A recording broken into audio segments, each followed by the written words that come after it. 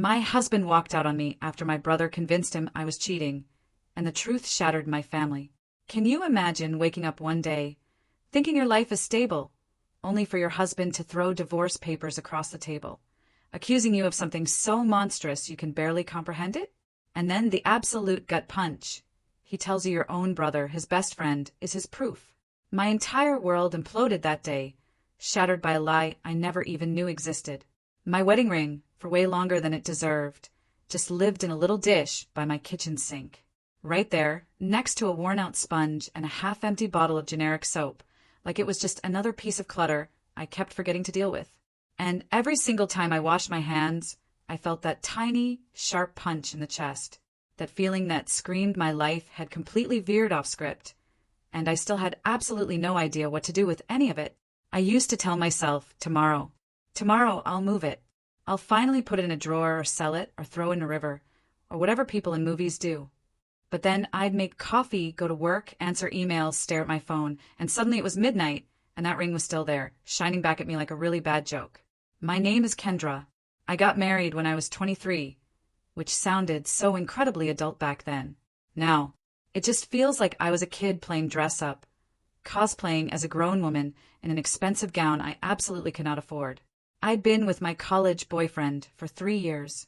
Everyone around us kept doing that thing where they smile too wide and ask in that fake casual tone, "So when are you finally making it official?" As if love had a deadline, and my uterus had an expiration date stamped on it. We weren't rich or glamorous or anything close to that. We were just two normal people in a medium-sized American city, counting paychecks and pretending that sharing bills meant we were ready to share a life. He worked in sales for a local company that did something incredibly boring with equipment, and I worked as an administrative assistant at a medical clinic that always smelled like disinfectant and burnt coffee. Honestly, in the beginning it was good. I'm not going to lie and rewrite the past like nothing was ever right between us, because that would be too easy and frankly not true. Our apartment was tiny and the walls were thin, but it felt like ours. I used to fall asleep with his arm thrown over my waist, thinking, this is it. This is that feeling everyone posts about on social media with the cute filters and the fake perfection. We had a low-budget honeymoon, driving to a small town with a lake and staying in a rental that had tacky decorations and a bed that squeaked every time we breathed. And I remember feeling stupidly, genuinely happy, just cooking pasta with him in a borrowed kitchen. He carried our bags. He opened doors. He made stupid jokes that weren't even funny. And I ate it all up because I thought that was what partnership looked like. The first few months of marriage were this blur of shared grocery lists, late-night shows on the couch, and him leaving his socks exactly where I would trip on them. And I kept telling myself that this messy, ordinary routine was exactly what I wanted. We didn't fight much. When we did, it was the kind of fight that ends with both people apologizing over takeout sitting on the floor. So I took that as a sign we were solid. If there were cracks, I didn't see them. Or maybe I just didn't want to see them because I had already printed the photos, posted the captions, and let people congratulate me on finding my person. And it's very, very hard to admit out loud that you might have chosen wrong when the ink on your wedding album is still drying. In those early months, our problems felt small, almost cute, like arguing over which cheap takeout place was our place, or who was worse at remembering to take the trash down. I learned the pattern of his snores and the way he'd sometimes talk in his sleep about spreadsheets and deadlines, which, looking back, should have been my first sign that he took work far more seriously than he took rest. But at the time, I just thought it was endearing. On weekends, we'd walk around our neighborhood like we owned it, pointing at houses we'd never afford and saying dumb things like, "That one if we ever win the lottery!" Even though neither of us actually bought tickets. His mother would call sometimes and ask if he was eating well and if I was taking care of him, like he was a teenager who had just moved into a dorm instead of a grown man with a wife who also had a full-time job. I'd just laugh it off, thinking, oh, mothers. Looking back, there were tiny, fleeting flashes even then, like the way he'd roll his eyes when I mentioned being tired from work and insist he was more exhausted, listing all the reasons his exhaustion was more important. Or the way he'd subtly preen when my relatives called him such a catch at family dinners. But I filed those things under normal marriage challenges and moved on. I wanted so badly for our story to be the opposite of the messy relationships I'd grown up watching that I treated any discomfort like a stain I just had to scrub harder, smile bigger, accommodate more. as if I could keep everything clean and soft and safe if I just tried hard enough. And for a while, I believed it was working. Everything stayed in that cute little picture frame for less than a year. And then my family decided to shatter it for me. Even though they would tell you it was all in the name of togetherness and tradition, and all those noble words people use when they want you to do something that's going to hurt you. My extended family is obsessed with gatherings, big, loud reunions where everyone brings a dish that's either completely bland or aggressively salty. Kids are running everywhere, and some uncle will inevitably say something politically incorrect before dessert. That year, my uncle suggested a long weekend retreat in the mountains. This rental house, a few hours away from the city. And of course, my mother loved the idea immediately. Family bonding, she thought, apparently cures everything from anxiety to unpaid bills. I was lukewarm about it, but my husband was surprisingly excited, saying it would be nice to really get to know everyone. That sounded sweet at the time, and now just makes me want to roll my eyes into another dimension. There was one more thing that made this trip complicated. My grandmother, who I'm very close to, had taken a bad fall a few weeks before. She was still moving slowly, needing help with stairs and showers and pretty much everything. I was the one who took her to appointments and helped sort her pills. Not because anyone forced me, but because everyone else always had a reason to be too busy, and I couldn't stand the idea of her struggling alone. So when we got to the house in the mountains, with its long staircase to the main floor and bathroom doors that stuck, it was obvious someone would have to stay near her most of the time. And of course, that someone was me, while everyone else spread out between the deck, the game room, and the fire pit. I spent most of that weekend counting my grandmother's steps and pretending not to mind missing out on the fun. I helped her down to the dining table. I warmed up her food. I sat with her when she got tired and wanted to lie down. And honestly, I didn't even resent it that much because she has always been one of the few people in my family who sees me as more than just the responsible one who will figure it out. She'd squeeze my hand and tell me she was sorry I was stuck with the boring job while everyone else played card games and took selfies by the trees. I kept telling her it was fine, that we'd have our own little retreat on the couch with her blanket and the old movie channel. My husband, meanwhile, slid into the center of the social scene like it was made for him. He's the type who laughs a little louder when there's an audience, who tells stories with big gestures and just the right amount of self-deprecation to look charming. And my family ate it up.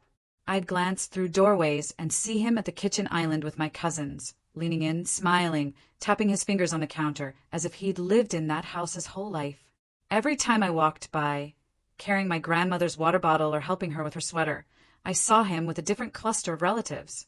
And the one constant, my cousin, the one who always manages to be at the center of everything without even trying. She's the one who posts glamorous selfies with inspirational captions, who somehow always has a new hairstyle and a new hobby and a new season of self-discovery every time you see her. Growing up, she was the pretty, loud, sparkly one, and I was the one who helped clean up after everyone went home. I didn't think about that much anymore, or at least I pretended I didn't. That weekend, every single time I saw her, she was next to my husband, laughing at something he'd said, touching his arm when she made a point, flipping her hair over her shoulder in that way she does that looks accidental, but never actually is. I noticed it, obviously, because I'm not blind. But my brain did that twisted little dance where it turns everything into proof that I am the problem if I react.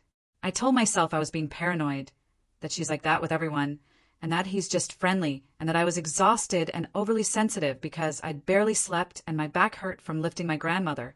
When my grandmother dozed off in the chair and I went into the kitchen to refill her tea, I caught them standing a little too close at the counter, his shoulder brushing hers as they shared a joke about something on someone's plate. I remember this tiny warning bell ringing in my chest.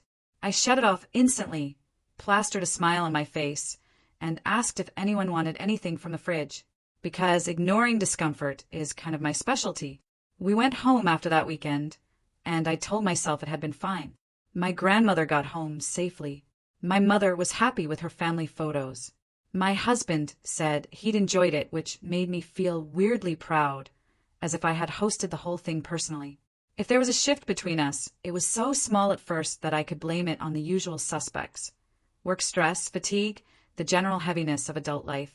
Looking back now, I see every little sign like those tiny warning lights on the dashboard that I didn't want to pay attention to, because I was terrified of what they meant. The first big change was his schedule. Before the retreat, he used to come home sometime between late afternoon and early evening, like most people with a regular job. After the retreat, suddenly there were late nights.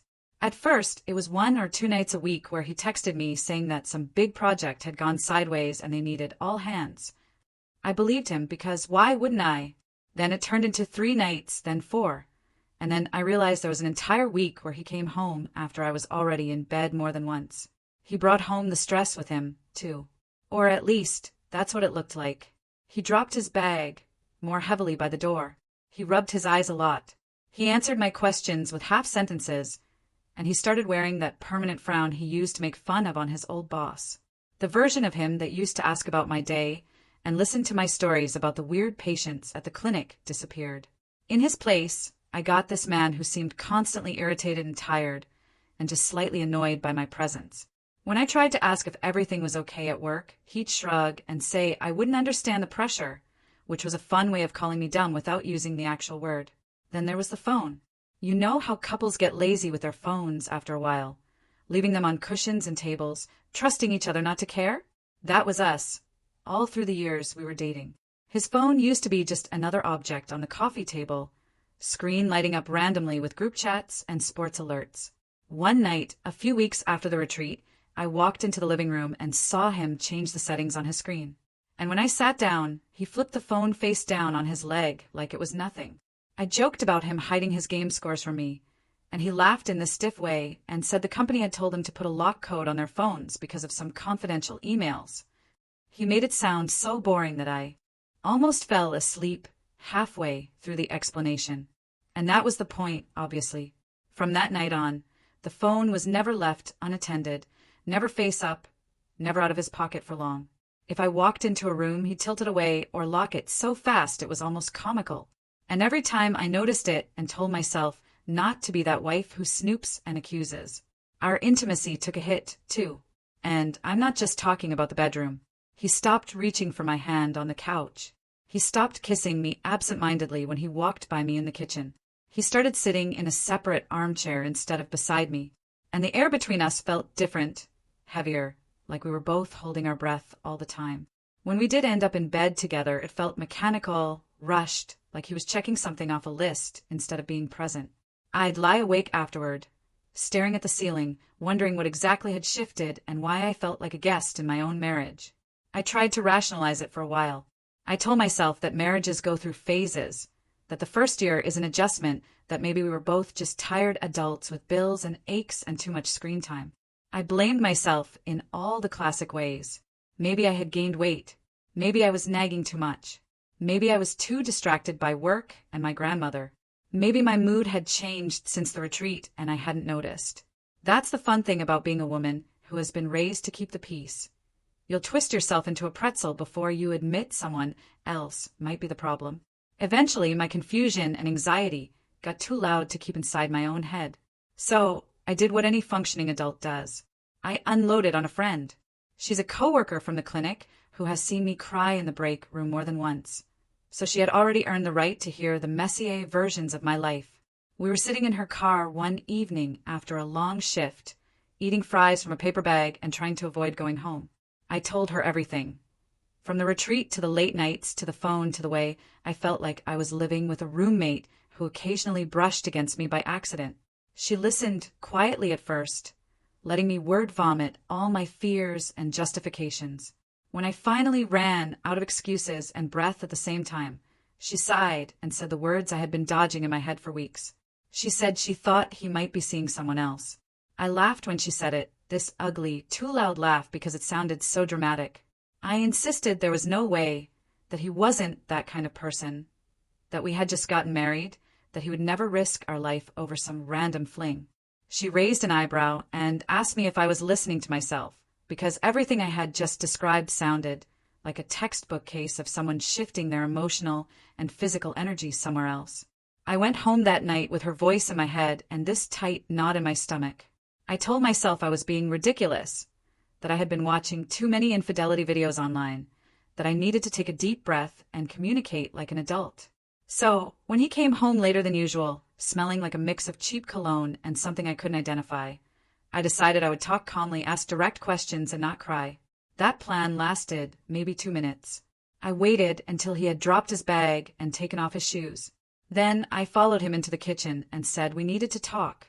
I told him I felt like he was pulling away, that I noticed the late nights and the phone and the distance, and I asked him point blank if there was someone else. For a second, he froze in place, and I swear I saw something flicker in his eyes. But then he exploded. He pulled the classic move, the one you read about and still hope you'll never see in real life. He got angry, not just annoyed or defensive, but furious, as if I had slapped him out of nowhere.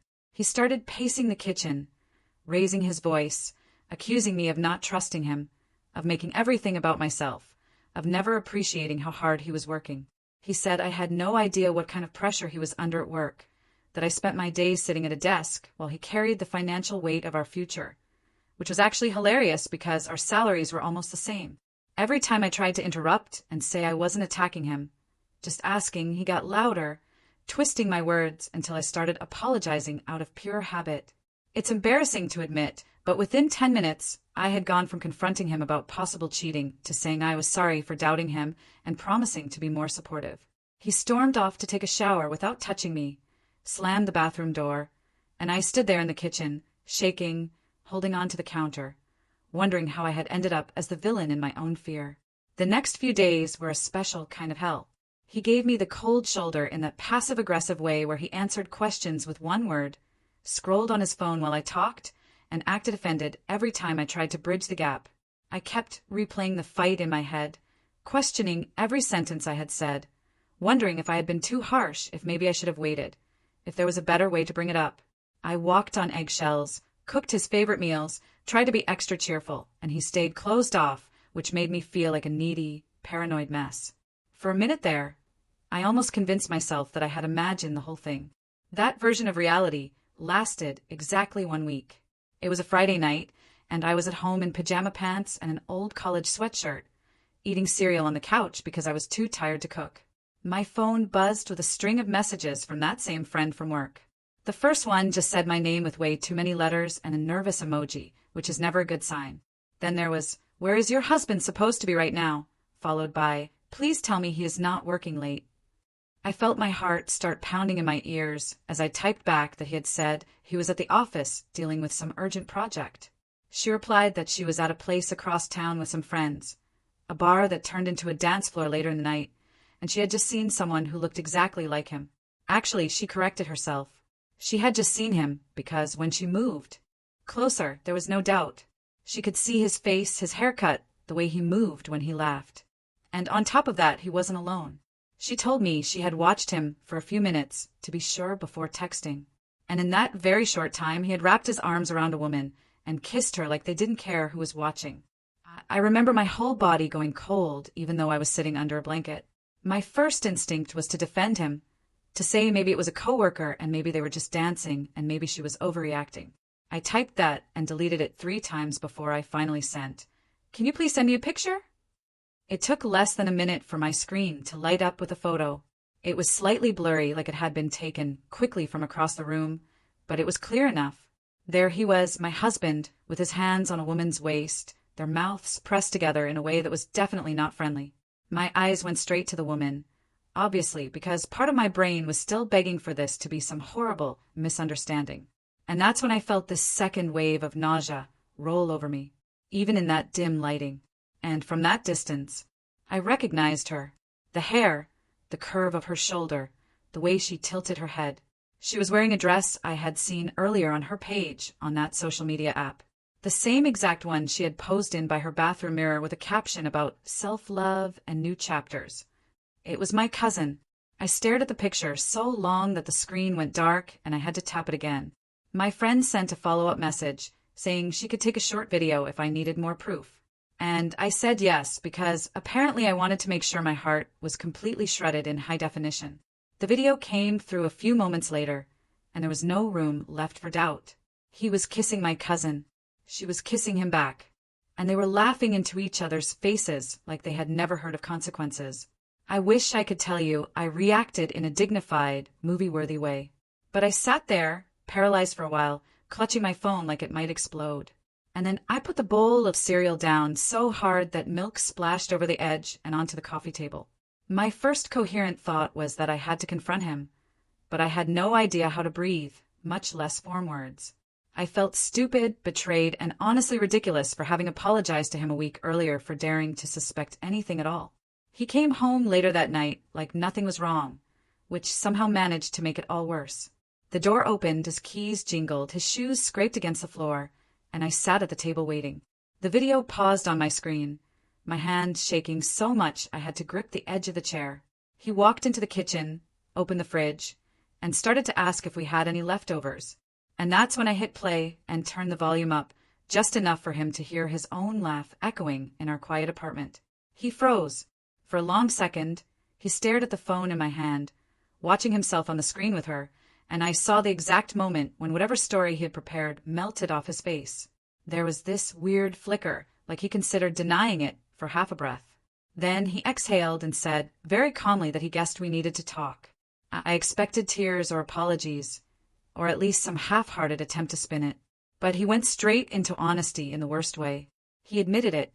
He said he had been seeing her, that it had started around the time of the retreat, that they had connected while I was busy taking care of my grandmother. He used that word, connected, like it was a sweet, romantic movie plot. And I saw red. I started yelling, obviously, because what else was left? I demanded to know how he could cheat on me with someone from my own family, in public, like our vows meant nothing. He looked annoyed that I was making it dramatic. He said things had not been working between us for a while, that I had abandoned him that weekend by spending all my time with my grandmother, that I had made him feel invisible. He said my cousin had made him feel seen and appreciated, that she was fun and exciting and did not nag him about every little thing. He actually had the nerve to say that if he had met her before he married me, he would have chosen her, like I was some consolation prize he had to settle for until the universe delivered the deluxe version. At one point, he said my cousin was clearly the favorite in the family, that everyone adored her, that she fit in better with his personality, and he implied that even my own relatives thought she deserved better than the guys she had dated before. I remember my mouth falling open, because it had never once occurred to me that he had been cataloging my family members like options in a catalog. The fight went on for a while, mostly me crying and yelling and him shrugging and throwing out phrases about how life is too short to stay in something that does not feel right. At the end of it, he grabbed a bag, shoved some clothes into it without folding anything, and said he was going to stay with her for now. For now, as if that somehow made the whole thing more casual and less catastrophic. He walked out the door with his bag and his phone and his new reality, and I sank to the floor in an apartment that suddenly felt like it didn't belong to me at all. The next week was a blur of phone calls, paperwork, and humiliation. He moved fast, faster than I thought was physically possible, and filed for divorce almost immediately. We hadn't been married long, and we didn't own a house together, so everyone assured me it would be a simple, clean process, which is such a hilarious way to describe the legal dismantling of your entire future. Simple, sure. Clean? Absolutely not. I had this stupid little folder hidden in the back of my closet with ideas for our first wedding anniversary. Lists of places we could visit, notes about restaurants I wanted to try, and a screenshot of a dress I thought about buying. I found that folder while looking for some old documents, and I sat on the floor and laughed until it turned into sobbing, because there I was planning romantic surprises for a man who was probably already texting my cousin while I wrote those notes. He told me in one of our brief, cold conversations about logistics that he had realized he had made a mistake marrying me, and that he had only gone through with the wedding because he didn't know he had other options. Hearing yourself called a mistake by someone you almost moved states for does something weird to your brain. The actual legal process dragged on for months, because that is what these things do. I had to sit across from him in a small office while a bored-looking lawyer explained the division of the few things we had together, and he couldn't even meet my eyes. He signed papers like he was authorizing a furniture delivery, and I signed them like I was signing away the last version of myself who still believed in happily ever after. During that time, I did all the cliché things people do after a big breakup, except mine came with signatures and court dates. I cried in the shower so no one could hear me. I avoided family dinners like they were contagious. I threw myself into work at the clinic, staying late to organize supply closets and update schedules, just so I wouldn't have to go home to that empty apartment. My friend from work kept checking on me, dropping off food, making sure I didn't drown in my own thoughts for too many days in a row. One day, after a particularly rough morning where I had to answer questions from reception about why my last name had changed back in the system, that friend told me she had something to share that might make me angry, but would also maybe help me stop blaming myself. She had a contact at the church my cousin used to attend, and through a long chain of whispered conversations, she had discovered this was not the first time my cousin had blown up someone else's life for fun. Apparently, a few years back, my cousin had managed to get involved with another woman's fiancé, a quiet girl from their church, who everyone thought was sweet and boring. The details were almost a copy and paste of my own story. They had all been in the same circles. My cousin had slid in with her charm and her "we just vibe" nonsense. And the guy had cheated and eventually left his fiancée. The scandal had stayed just under the radar because the families involved had covered it up, choosing to treat it like a moral lapse that could be fixed with a few months of distance and some public repentance. My family had known. I felt this cold, heavy anger settle in my chest when I heard that. It was one thing for a cousin to betray me. It was another to learn that the adults around us had seen this exact pattern before and chosen to pretend it was a one-time thing, never thinking to warn me or maybe keep her away from married men at family events. I asked my friend how she knew all this, and she said there was another woman, the previous fiancé, who was willing to talk. We met at a small coffee shop near my job one afternoon. She was pretty in a quiet way, with tired eyes that said she had moved on enough to function, but not enough to ever fully forget. She told me her story in a calm voice, like she had rehearsed it for therapy and was now sharing the polished version. She had been engaged, planning a wedding, and my cousin had shown up, all friendly and supportive, offering to help with vendors and decorations. Somewhere between cake tastings and dress fittings, lines had been crossed, and by the time she realized what was happening, it was already too late. Her fiancé had left her for my cousin, just like mine had. There had been whispers at church, awkward prayer circles, a brief burst of judgment aimed at my cousin that faded quickly once people decided it was between them and their conscience. No one had called the cousin a predator to her face. No one had warned the next potential victim. They had just moved on, because discomfort is apparently more unbearable than injustice for a lot of people. Listening to her felt like watching a twisted preview of my own story, and it was the first time I really believed deep down that none of this had been about me not being enough. My cousin had made a sport out of targeting men who were already taken, and my husband had happily volunteered to be the next willing idiot. It was a messed up partnership, not a random accident. The divorce finally became official a few months after that. I went to the courthouse in a dress that used to be my cute date night outfit and signed the last stack of papers. When I walked out, the sky was that dull gray that sits over the city like a heavy blanket. I remember thinking there should be some dramatic thunder or at least a sad song playing somewhere. Instead, a bus drove by, someone honked at a pedestrian, and life went on like nothing in the world had just ended. I started therapy around that time, mostly because my friend insisted that I couldn't keep processing everything through drive-through, fries, and bathroom breakdowns. The therapist's office was small and full of plants, and she had that calm voice that makes you want to confess your entire childhood in the first session. We talked about the marriage, sure, but we also talked about my family, about the way I had always been the one who picked up pieces and smoothed over awkward moments, the way I never wanted to be the person who made things messy. She pointed out very gently that I had bled myself dry to keep other people comfortable. Therapy didn't magically fix everything, obviously. It wasn't like I walked into that office once and walked out a brand new woman with perfect boundaries and a color-coded emotional toolkit.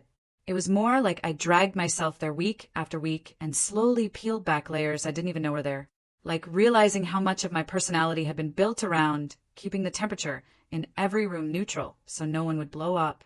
How many times I had laughed things off that actually hurt because I didn't want to be called dramatic. There were sessions where I spent the entire hour talking about my grandmother and how guilty I felt for resenting that weekend at the retreat, even though none of this had been her fault.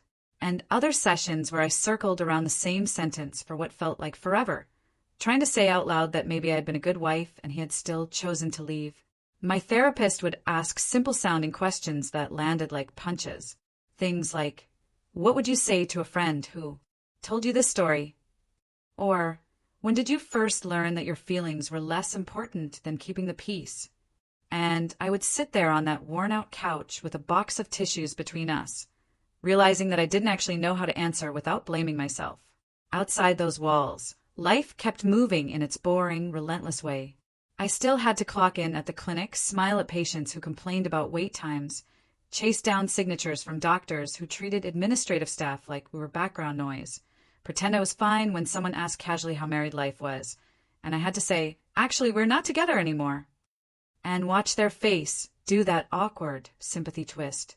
At night, I would go home to my too-quiet apartment, microwave something you could barely call dinner, and scroll through that social media app while telling myself I was only looking at dog videos and recipes, even though my thumb always hovered a little too close to the search bar where their names used to live. Some nights, I gave in and typed anyway, then immediately closed the app before the results could load, like I could outrun my own curiosity by tapping the screen fast enough. I blocked my cousin and my ex-husband on all platforms after the courthouse day, because I knew myself well enough to understand that I would obsess over every post if I didn't.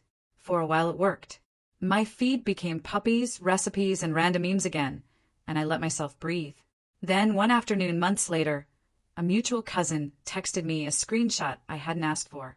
It was a picture of my ex-husband and my cousin on top of a hill at sunset, dressed in coordinated outfits, kissing like some kind of discount romance advertisement.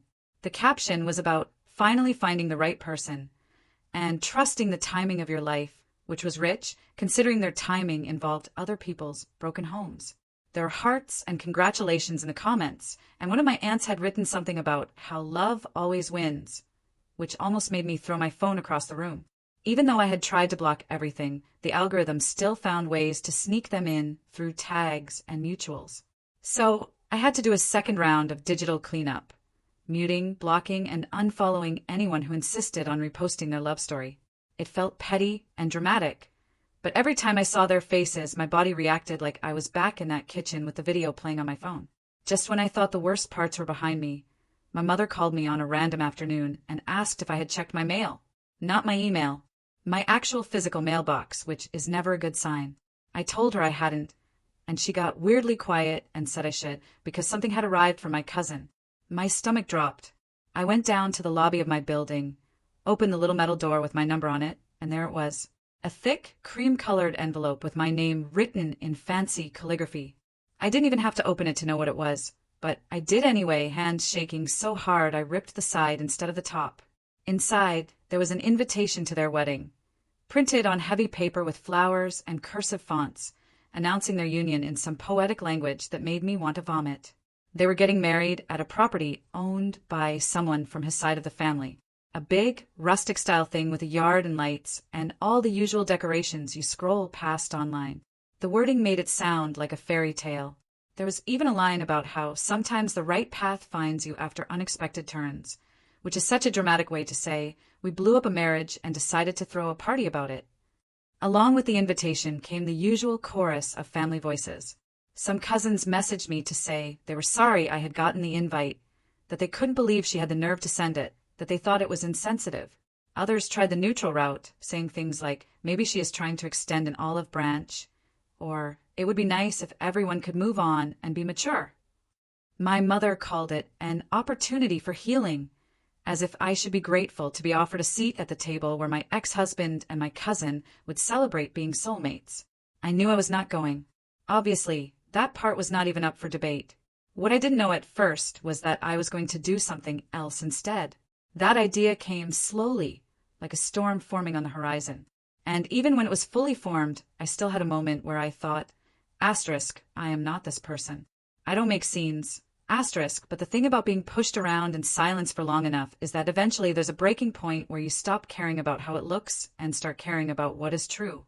I kept thinking about that other woman, the former fiancée from the church, and how my family had watched her life implode without using that as a lesson or a warning for me.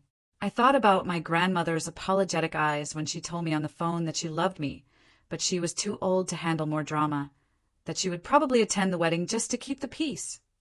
I thought about my mother's preference for appearances over honesty, and I thought about all the times people had told me to take the high road, which is usually code for let people walk all over you quietly so we don't have to watch. So I called that other woman and asked if she would be willing to help me. I told her I wasn't planning anything illegal or dangerous, just something honest and maybe a little loud. She hesitated for a second. Then she laughed and said she had waited years for someone to actually hold my cousin accountable for her pattern. We met again at that same coffee shop and we started gathering receipts. We printed screenshots of messages between my cousin and her former fiancé, the one she had given to her therapist years ago, and kept saved in a private folder she had emailed to herself before she finally deleted his number. We printed dates and times of posts that showed overlap between their friendship and his engagement, using nothing more complicated than old pictures and public captions. We collected messages from my own story, too. After he moved out, he forgot an old tablet at our place that he barely used. And honestly, I think he assumed it had been wiped or that it didn't matter anymore. But when I turned it on one night out of curiosity, it was still logged into his messages. So I scrolled back to the days of the retreat and took screenshots of the way she had been texting him while I was busy walking my grandmother up and down those stairs. My friend from work had also kept the photo and video from the bar saved on her phone. So we added those to the pile and printed everything. And we wrote down a brief timeline of events, just the facts.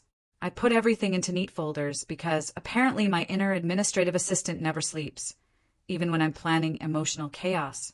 I ended up with 4 identical folders, each with a simple cover page that said, "Before you celebrate this love story, please read the full history." It was petty.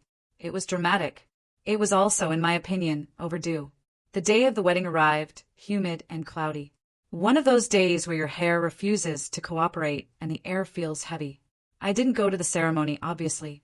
I let them have their vows and their promises and their staged photos under some arch covered in flowers.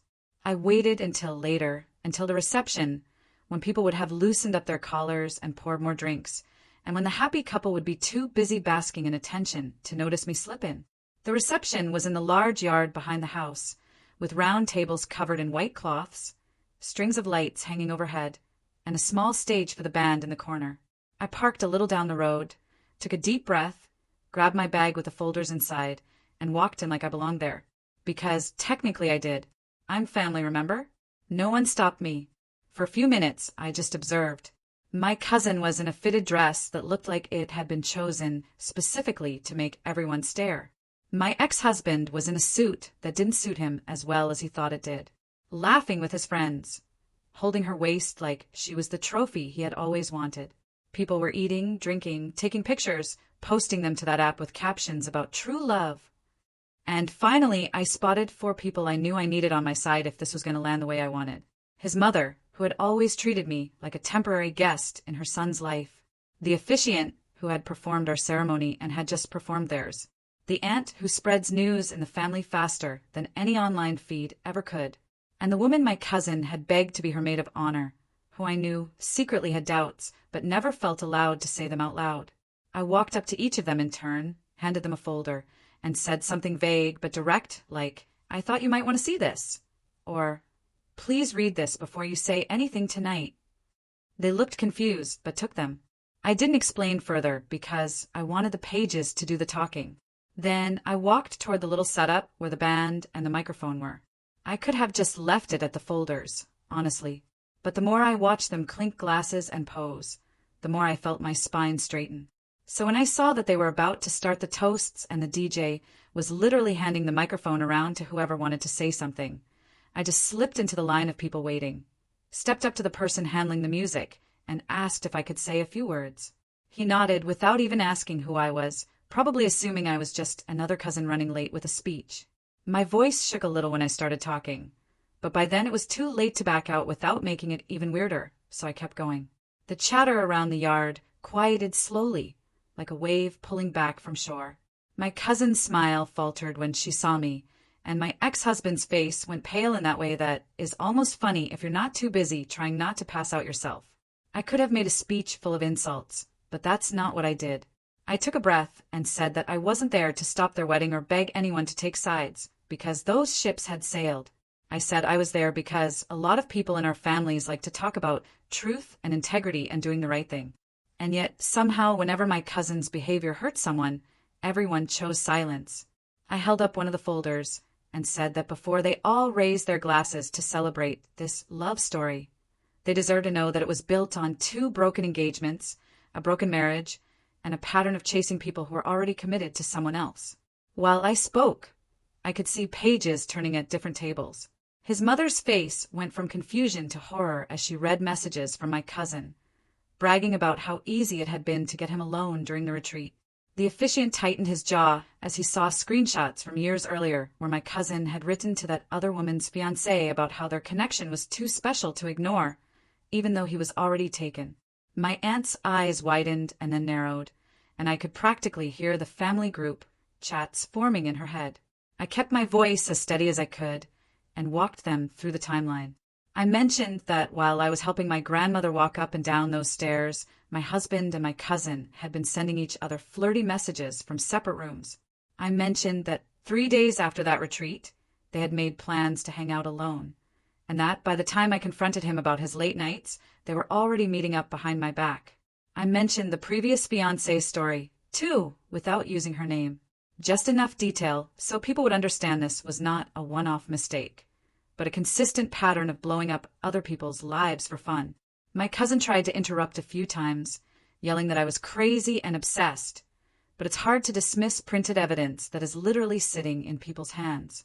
My ex-husband just stood there, jaw clenched, looking like he was trying to decide whether to drag me away from the microphone or pretend this wasn't happening. I finished by saying I wished them exactly what they had given us, the chance to live with the consequences of their choices. Then I handed the microphone back, picked up my bag and walked away. I didn't stay to watch the meltdown. Part of me wanted to, obviously, because I'm still human, and who doesn't want to see a little live-action karma when they're hurting?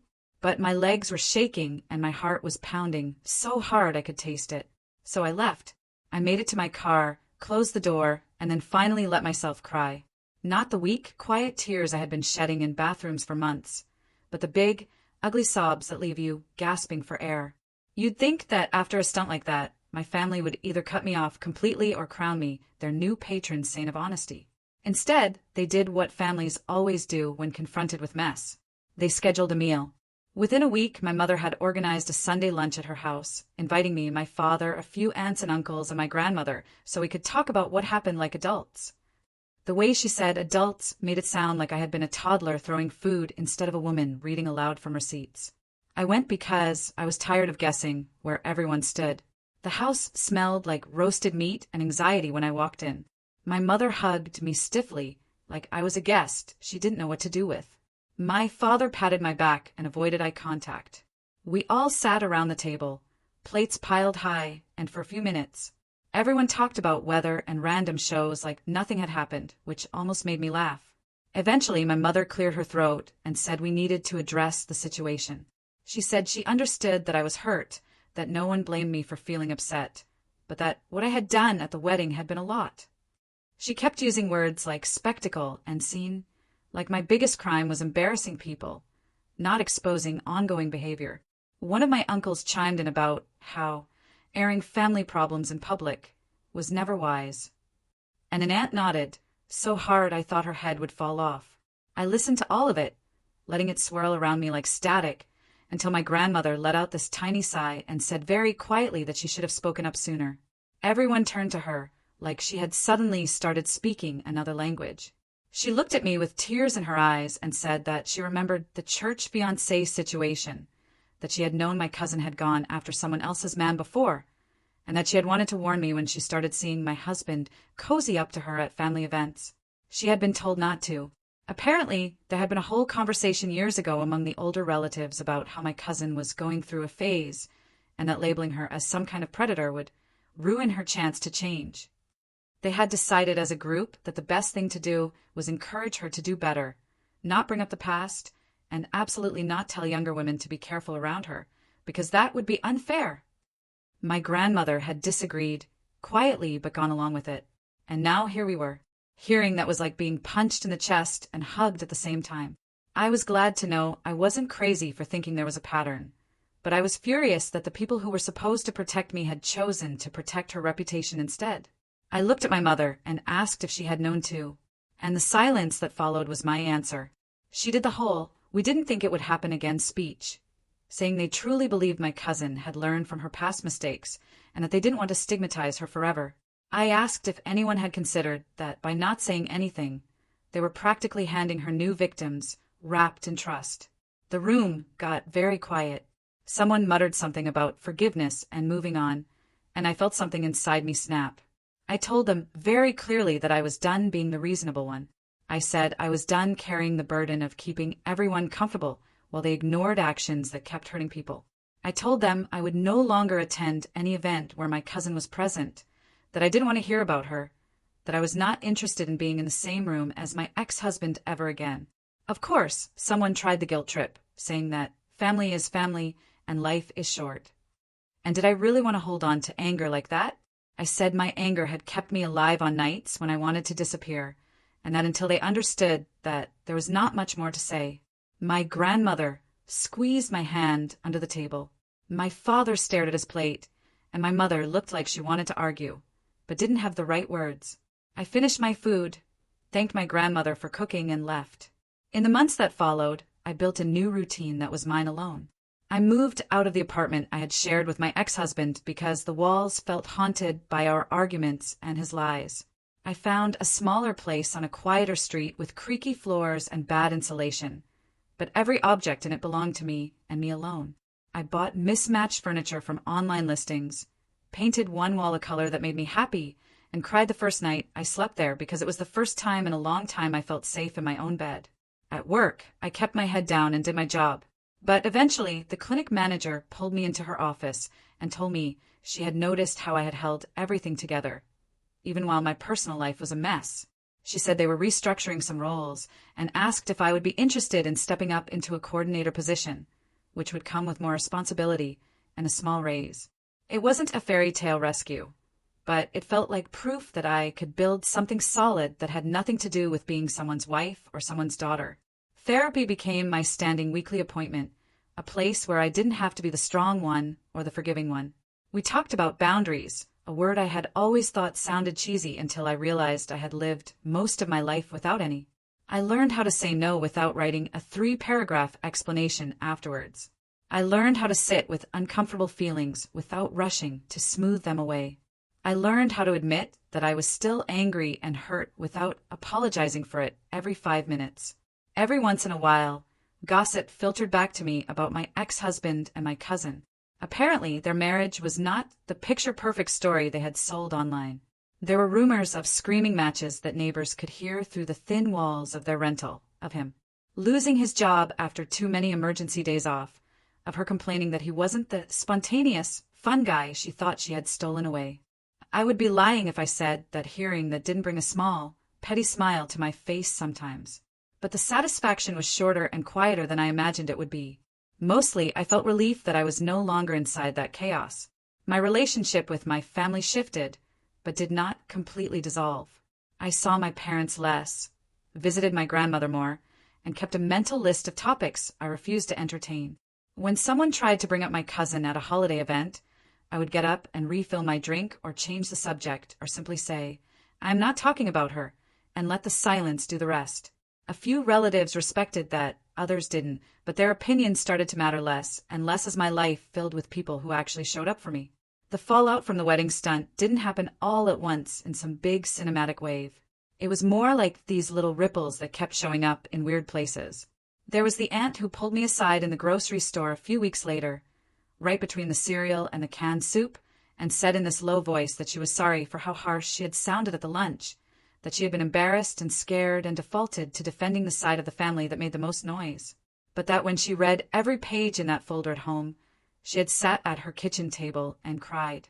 She told me she had stopped following my cousin on that social media app and that she was tired of pretending not to see patterns just because it was inconvenient. And hearing that didn't erase anything, but it did make something unclench in my chest for a minute. A cousin, who had always been glued to my cousins group, quietly messaged me one night, saying she had turned down an invitation to a barbecue at their place because she didn't feel comfortable bringing her kids around someone who thought other people's commitments were a game, and that she didn't want to act like everything was fine just so the family pictures would look good. My mother never gave me the big, teary apology I used to fantasize about, But she did start doing these small, almost awkward things, like calling me just to ask how my week had been without immediately pivoting to updates about the couple, or inviting me to events where she knew my cousin wouldn't be there. My father, who had mostly stayed quiet through the whole thing, started sitting a little closer to me at gatherings, making dumb little jokes that were clearly an attempt to remind me he was on my side, even if he hadn't known how to show it earlier. And when someone tried to bring up my cousin in front of me one afternoon, he put his fork down and said very calmly that we are not doing that today. None of it erased the years of being told to swallow things for the sake of family harmony. But those small shifts mattered because they meant I was no longer the only one willing to break the script. And for once, the price of telling the truth was not being paid only by me. Somewhere in all that slow rebuilding, there was a coworker.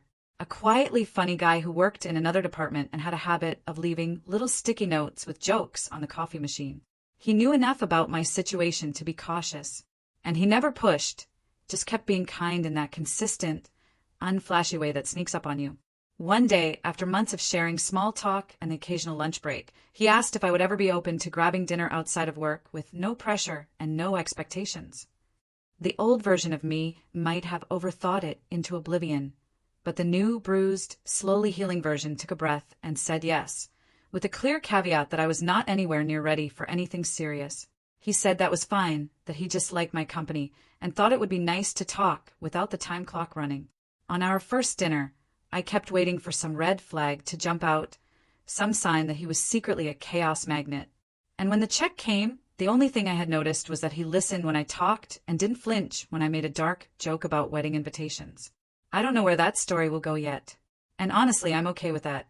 For the first time in a long time, my life doesn't feel like something happening to me while I'm busy cleaning up the mess. It feels like something I get to participate in on purpose. Sometimes when I'm at my sink in my little apartment washing dishes after work, I still catch myself glancing at that spot where the ring used to sit. It is empty now. I finally moved the ring out of the dish and into a small box at the back of a drawer. I didn't throw it into a river or melt it down or sell it to fund some dramatic reinvention. I just put it away because it's a part of my story, but it's not the whole story. If you had told me back when I was 23 and walking down that aisle that I would one day crash my own ex-husband's wedding and read out his dirty laundry into a microphone, I would have laughed in your face and called you crazy. But here we are. I'm not proud of every single thing I did, and I know some people will forever think of me as the one who made a scene. And honestly, that's fine. They can keep their neat little narratives. I'll keep my messy, honest, painfully earned peace. And if that makes me the villain in their version, honestly, I can live with that a lot easier than I can live with being my own doormat again. Have you ever felt pushed to your breaking point and had to make a dramatic stand? Or maybe you chose a quieter path to reclaim your peace. Share your thoughts and experiences in the comments below. I'd really love to hear them.